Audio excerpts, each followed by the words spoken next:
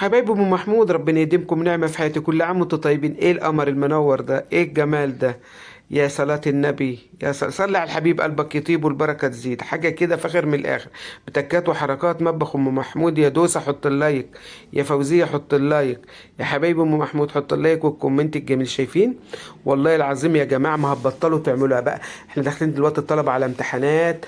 بس ليا معلومة بسيطة بس. اوعي تعملي لهم شاي على لبن. اعملي اللبن لوحده والشاي لوحده. واخدين بالكم؟ معلومة بقى، دي خبرة سنين يا جماعة. شوفي حتة نايتي، ولا الجاتو ولا البغاشة، ولا شايفة قلبها ابيض ازاي؟ ام محمود هي قلبها ابيض ازاي كده؟ هي ما بتتهريش منك ليه وانت بتقطعي؟ فوالله بقطعها وهي سخنة يا جماعة. هقول لكم شوية معلومات ممكن يعني. كنت حطيتها في قلب الصينيه الكبيره ديك وخليتها ايه، خلت الصينيه الفوق. بس انا قسمتها على صينيتين اتنين. انا شفت ان شكلها كده بالنسبه لي احلى. انت عايزه تملي بقى الصينيه اللي هي ال 28، اللي هي الصينيه اللي في النص. شايفين القطعه عامله ازاي؟ واخدين بالكم؟ اختراع يا كوتش، اختراع يا كوتش. ألف هنا وشفا لولادك وعلى قلبكم. ده وانتوا قاعدين بالليل والعيال بتذاكر، حاجة كده سريعة بدل ما تشتروا من بره الحاجات المعجنات اللي بتيجي من الفرن. حاجة كده ببلاش. ديك الصينيتين دول يعتبروا ببلاش. تمام كده. أنا هقول لك على مقاديرها يعني. حاجة كده لما تقومي تعمليها هتعمليها وانتي عايزه اقول لك تجيبي شويه لب وتقزقزي وتعمليهم. تمام كده. بصباع رجلك الصغير. 3 بيضات، بشر ليمونه، مجه الا ربع سكر. تمام كده. ده المقادير اللي معانا. بس انا هقول لك على معلومه حلوه قوي دلوقتي. هت ايه نص مج زيت، او زيت على سمنه، او زيت على زبده. سيحي بس الزبده وتحطها عليها. وكم معلقه كيس بيكنج باودر. واخدين بالكم؟ كم معلقه كم معلقه بتاع ده اسمه ايه، ده الحاجات الضرايح حطيناها على بعض. وهنا ال3 بيضات. تمام كده. كام كوباية دقيق؟ مجان 2.5 دقيق منخولين. تمام. حطينا البيض، حطينا السكر. وسكر التومين يا جماعة مش هنفتكس حاجة، احنا بنجيب سكر التومين.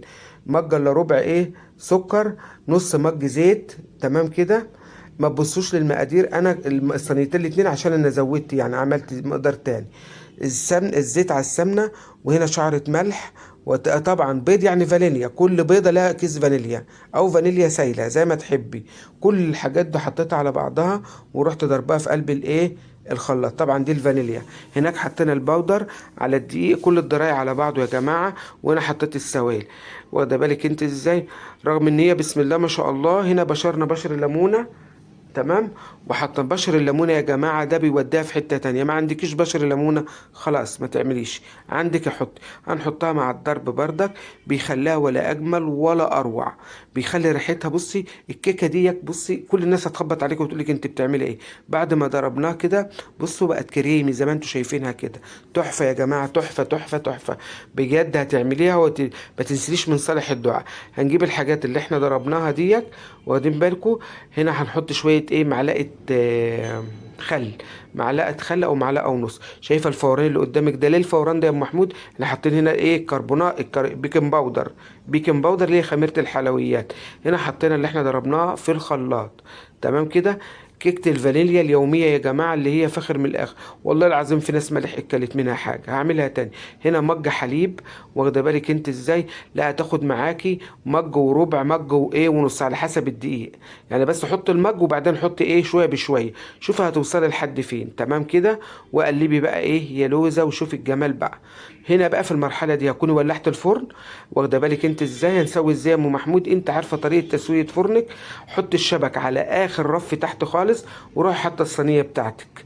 والاخر خالص ولعي الشوايه. هتهبط يا ام محمود. انا ما عنديش كيكه بعملها وتهبط زي ما بقول لك كده بالتريكات دي. هنا هنحط بقى التريكه اللي هي هتخليكي ناعمه زي الملبن، زي ما انت شفتها زي الحرير اقصد اقول كده. خليها كده مسماها كده حلوه مفتحه حاجات حلوه. ناعمه طريه وكلها حنيه. معلقتين اتنين كريم كراميل. عايزاك تشوف الفيديو لاخره بالتكات والحركات والاسرار. معلقتين اتنين كريم كراميل. او معلقتين نشا لو ما عنديش كريم كراميل. بس الكريم كراميل اللي بيوديها في حتة تانية خالص. وهعمل لكم كيك الفترة الجاية انتظروني. والله يا جماعة أول مرة هتعملوا الكيك بالطريقة اللي أنا هعملها لكم بقى دي. كل مرة بعمل طريقة أحسن من الأول. أي والله. هتقلبي دايما عكس عقارب الساعة على اتجاه واحد. شايفين بقى الليكويد بتاعها؟ تحفة تحفة تحفة تحفة. واخدين بالكم؟ وبشر الليمون وداها في حتة تانية، وتحطيها على الشبكة، وعمرها فتحت قفلت الفرن عمرها ما هتهبط منه. بس مش معنى ان انا بقول لك افتحي الفرن يعني ايه تخلي الفرن اوبن بوفيه يعني مفتوح على الاخر يعني. فاهمين كده؟ هنا ضربناها شويه كده حلوين، واخده بالك انت ازاي؟ وتروحي بقى كل دهنت الصواني من بدري، واديناها بقى ايه، انا بحب ادهنها زبده او سمنه، ما عندكش الا زيت مبروك عليكي، تمام كده، الله ايه يبارك.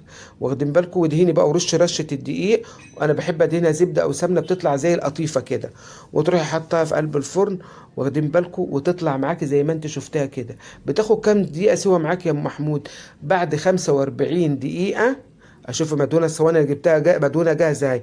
بعد 45 دقيقه هتحط فيها الخله بتاع الشيش طاووق او طرف السكينه، تمام؟ هتبص تلاقيها طلعت نظيفه معاكي. اول ما تطلع نظيفه معاكي روحي مولعه الشوايه بقى، روحي مولعه الشوايه في المرحله دي. الفرن عندك بيشتغل بالاتنين، مبروك عليكي، شغال الاتنين مفيش مشكله. الفرن يبقى متوسط الحراره يا جماعه.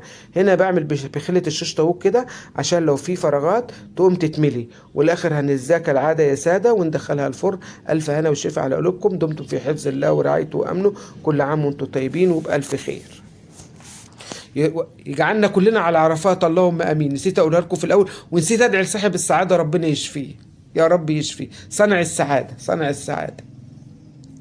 والله والله ايش خيال ده يا ناس ولا ايه؟